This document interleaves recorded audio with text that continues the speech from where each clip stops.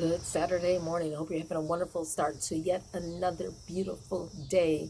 It is August 24th. We start with Psalms 24, familiar chapter. The earth is the Lord and the fullness thereof, the contents, the people therein. Amen. And then following that verse further down, it says, lift up ye head, O ye gates, right? Who are you letting in to your heart or your mind? Who or what?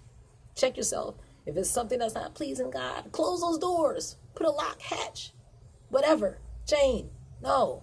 Guard your heart, guard your mind, because so many people want to creep in and wreak havoc, but we're not going to have it. And also, I have to ask you today, who are your upholders? Who are the people encouraging you, supporting you, praying for you, sustaining for you?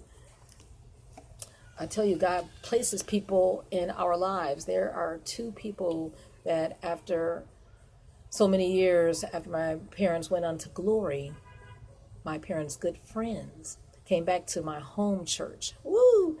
And they have been such a tremendous blessing. When I read this verse, I immediately thought of them. Okay? We know ultimately God is our source. It says, behold, God is mine helper in Psalms 54:4. And the Lord is with them, those people that uphold my soul. So those people who are trying to spur me on to great things and say, Michelle, you could do it, stay, just always encouraging word. And it's usually people who are much older, right? Wiser. Well, yeah, this is the case.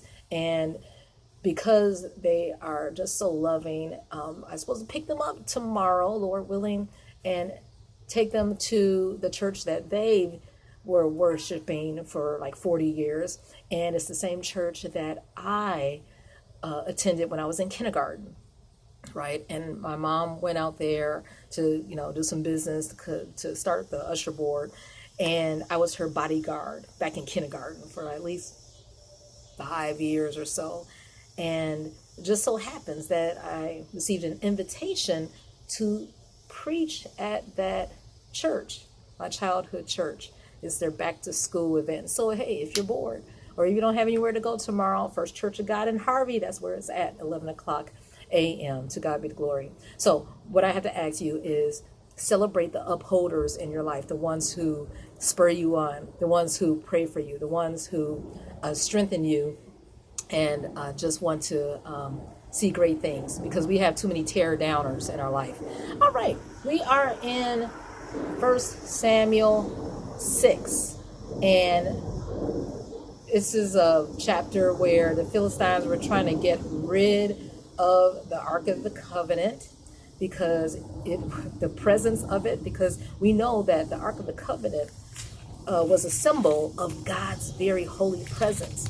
And because they were not regarding the Lord, that's when tumors and hemorrhoids and sickness was across their land. And they were like, we got to get rid of it, because the Lord is fighting for the Israelites. So we're like, okay, we're going to do this. They consulted with priests. The priest said, go get some cows that had never been yoked, attach the ark on top of a stone and send it up the river and have the cows go to the land to get rid, back to the Israelites. Well, anyway, the Ark of the Covenant reached the land where the Israelites were.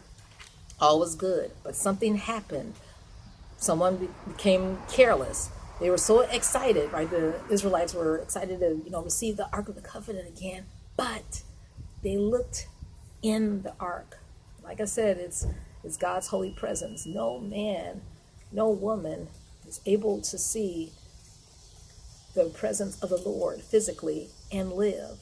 The Bible says that. So what am I saying? We have to be very mindful and careful how we treat the symbols of the Lord. A lot of us, don't get, lackluster and lackadaisical. I would never forget when my grandmother checked me indirectly. She told my mom, don't tell Michelle to not play or to, be frivolous when she's taking communion. I was like a young teenager, and I was like, ooh, yeah, that grape juice, ooh, that was a good meal.